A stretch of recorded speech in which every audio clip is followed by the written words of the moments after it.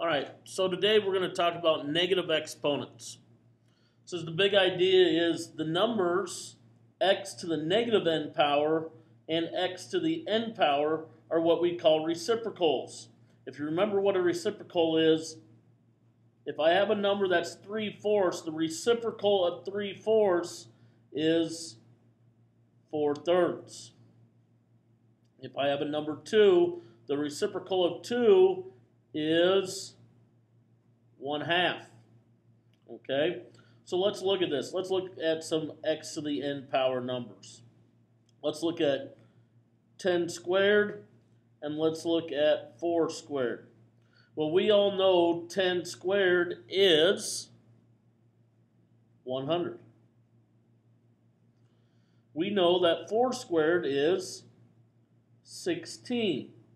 So what they're saying is x to the negative n power, so 10 to the negative 2, what they are saying is the same thing as 1 over 10 squared, which is 1 over 100. 4 to the negative 2, notice the only difference is I put negatives on these. 4 to the negative 2 is the same thing as 1 over 4 squared, which is 1 over 16. So what they are saying is that what these have in common is the reciprocal, 1 over 100, 1 over 16. Notice, when these got moved, they got moved to the bottom. Gave them a positive exponent. That's what we're going to be talking about today. It says, what is the value of a power with the negative exponent? Let's just look at these down here. 2 to the 4th is equal to 16. 2 to the 3rd is equal to 8. 2 to the 2nd is equal to 4. 2 to the 1st is equal to 2. 2 to the 0 power is equal to 1. Well, what happens when we get to negative? Notice these numbers are going down. 2 to the negative 1 power means I take 2 to the 1st and I put it below, just as I showed you a minute ago. So it is 1 over 2. 2 to the negative 2 power means I take all of this and I move it to the bottom. What's 2 squared? Well, 2 squared is 4. 2 to the negative 3 means I take the base and this exponent and move it to the bottom. 2 to the 3rd power is 8, so it's 1 over 8. 2 to the 4th, take 2 to the 4th power, move it to the bottom, gives you 16. Okay? Let's take a look at the negative exponent property. Negative exponent property says for any non-zero b, so that's any base, and all of n, so n can be any integer, b to the negative n power equals 1 over b to the n power. Now it becomes positive. So what it's saying is, if you have a base with a negative exponent, to get it to be positive, because that's what we don't like negative exponents, to get it positive, you move it to the bottom. Notice right now this is in the numerator. So if it's in the numerator, you move it to the denominator. If it's in the denominator, 1 over b to the negative n power, what we have to do to get that positive is we have to move it up to the numerator. Okay? So it's just moving it back and forth. If you want it positive, move it to the other, on top or on bottom. Okay? Let's look at quiz yourself 1. Write 5 negative 4 as a simple fraction. They want it as a fraction without a negative exponent. Okay? Well, it's on the top. So now what I need to do is I need to move it to the bottom. So it's going to be 1 over 5 to the, take the base, move it down. The exponent now changes to a positive. Well, what's 5 to the 4th power? You all are going to tell me it is 625. I hope, anyways. 5 times 5 is 25, times 5 is 125, times 5 is 625. And I'd probably take either way, but we should be able to do 625. And that's how you get rid of your negative exponents.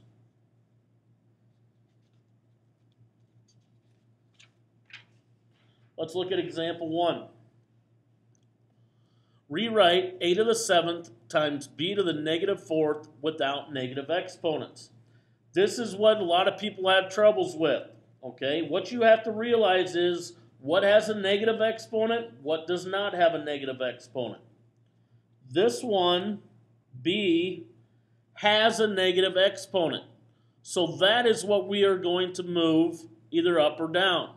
Is it on top? Yes. So we need to move this to the bottom. If you look at a to the 7th, it's already positive, so we don't want to do nothing to it. We just want to leave it where it's at. So a to the 7th stays on top.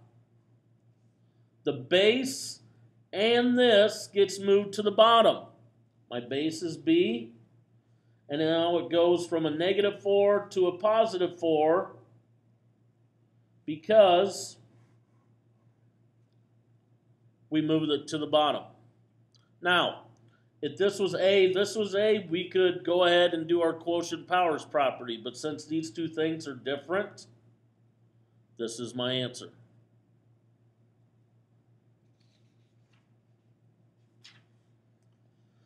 The negative exponent property for fractions. If you get a fraction raised to a negative n power, so you got a negative exponent, okay? All you have to do to make this n positive is flip your numerator and denominator. Okay? Once you get it to this, this now becomes y to the n power divided by x to the n power. You take that n and you put it on your numerator and your denominator. A lot of people forget that. You're going to want to make a note of that. That n goes onto the y, and it goes onto the x. So let's look at example 2. Write each expression without a negative exponent. First thing we want to do, we need to make this positive. As we go back up here to our property, how do we make it positive? Well, all we have to do is flip our numerator and our denominator. My numerator is 5, my denominator is 4, so now it's going to become 4 fifths. It was 5/4, now it becomes 4 fifths. It's a negative 2, now it's a positive 2. I hope we're able to finish this out. 4 fifths squared, well, that's the same thing as saying 4 to the 2nd divided by 5 to the 2nd. What's 4 squared? 16. What's 5 squared? 25. Notice I put that 2 onto the numerator, and I also did it to the denominator. Must do. Okay? Let's look at B. I got something, I got a fraction to the negative 3rd power. I need to make that positive. So I flip it. So it's going to become m squared all over 1. Well, what's m squared all over 1? You should be telling me it's just m squared, correct? Okay. That negative 3 now becomes a positive 3.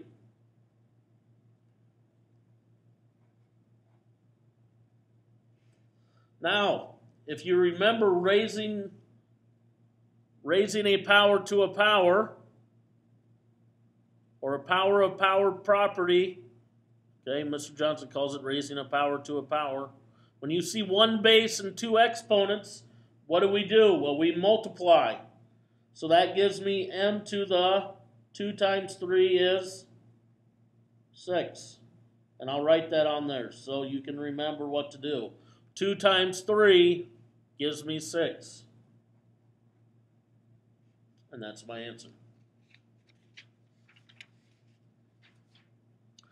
Example 3. 10 years ago, Den put money into a college savings account at an annual yield of 6%. If the money is now worth $9,491.49, what was the amount initially invested? Well, our years is 10 years ago. How do you write 10 years ago? Negative 10. So that's what my T is. Okay? How much money do we have now? Okay? Now at the present time, P, that's going to be my principal. Now at the present time is $9,491.49. And then our rate is 6%, or what is 0.06. Okay? So I'm going to put it into this equation. Amount equals P, which is my principal, times the quantity, 1 plus R, to the T power. Okay, remember that equation? Compound interest formula. We want to know how much he invested at 10 years ago. Okay? So this is how much money we have now, so that's my principal. We're going to plug these numbers in. A equals, what's my P? $9,491.49 times the quantity, 1 plus 0.06 is my R, and T is a negative 10 power. Okay? If you notice, this becomes 1.06 to the negative 10 power.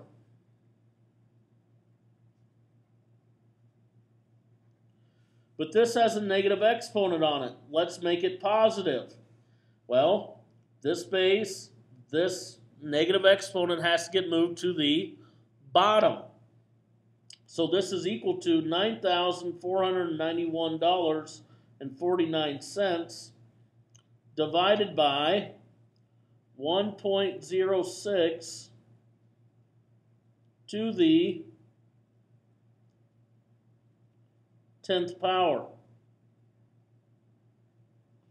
So let's go over to my calculator.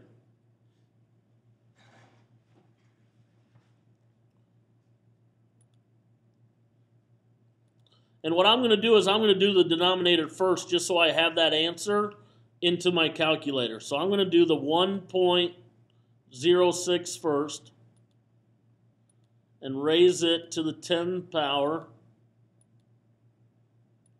I'm going to get my answer is 1.79. So I'm just going to round it to 2 decimal places. So 9,491.49 divided by 1.79. And it's going to give me the answer of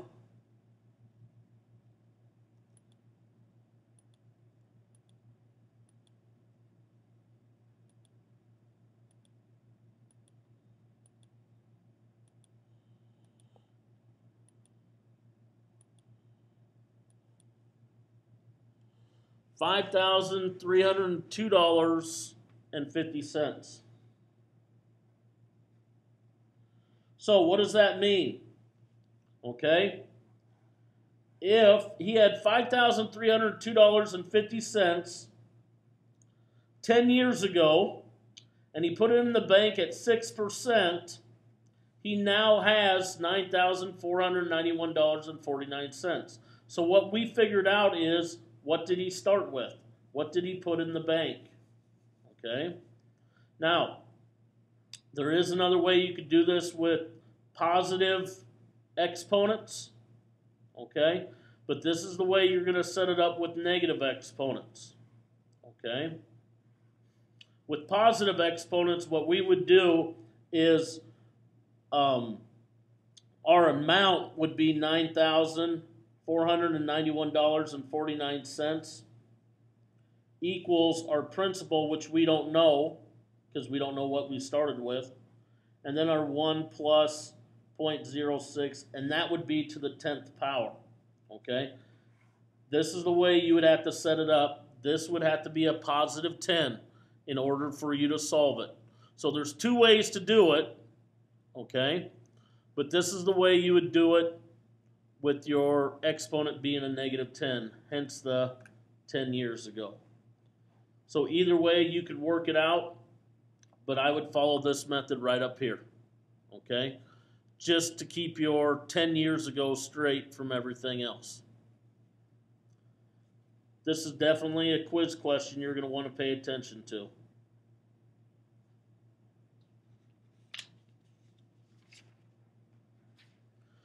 Quotient of powers and negative exponents. The last lesson involved fractions in which two powers of the same base are divided. We should remember that.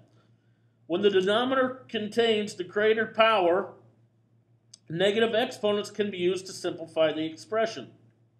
For example, they have x to the 5th divided by x to the 9th. Well, what would we get? Well, we would take same base, so I get my x, 5 minus 9. 5 minus 9, notice they wrote it in the numerator. That's a big point. 5 minus 9 gives you a negative 4. It's in the numerator. When you do something like that, you write it in the numerator. That's very important.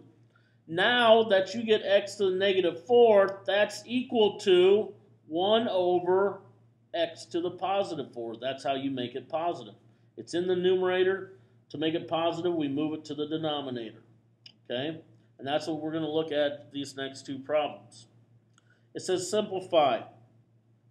5a to the 4th, b to the 7th, c to the 2nd, divided by 15a to the 11th, b to the 5th, c to the 3rd. Write the answer without negative exponents.